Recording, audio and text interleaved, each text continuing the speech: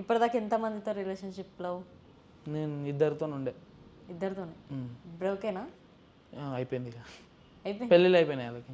వాళ్ళకి పెళ్ళిళ్ళు అయిపోయినాయి. ఇద్దరికి అయిపోయినాయా? ఇద్దరికి అయిపోయినాయి. ఎందుకు మరి లవ్ చేసావు కదా పెళ్లి చేసుకోవద్దా?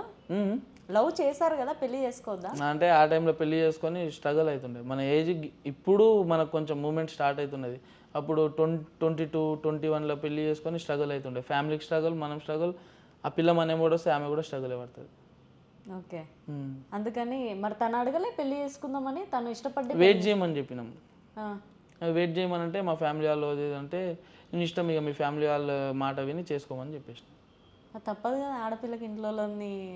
అందుకే వాళ్ళ ఇంట్లో బాధ పెట్టకుండా, మా ఇంట్లో బాధపడకుండా, నేను బాధపడకుండా, ఆమె బాధపడకుండా హ్యాపీగా చేసుకోమని చెప్పేసి.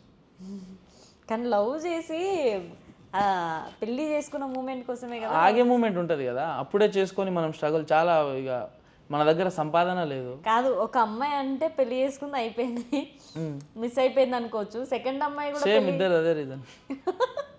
అంటే తను వెళ్ళిపోయిన తర్వాత ఒక 1 year తర్వాత ఈమె.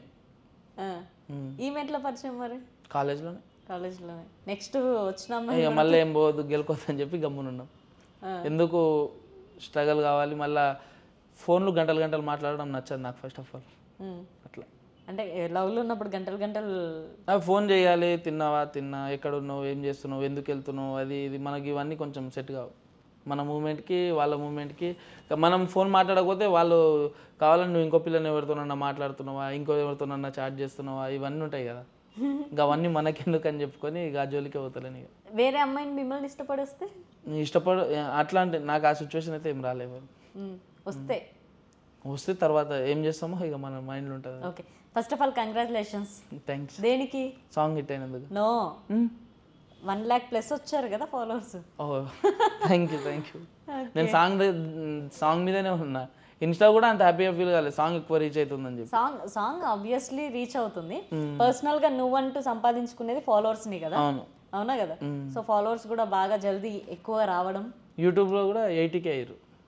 యూట్యూబ్ ఛానల్ కూడా ఉందా? మాదే, అది ఆ ఛానల్ మాదే. అన్నది డీజే సికిందర్ అని చెప్పి అతనే ప్రొడ్యూస్ చేస్తుంటాడు నేను చేసే సాంగ్స్కి. ఆయననే పెట్టిండు సాంగ్.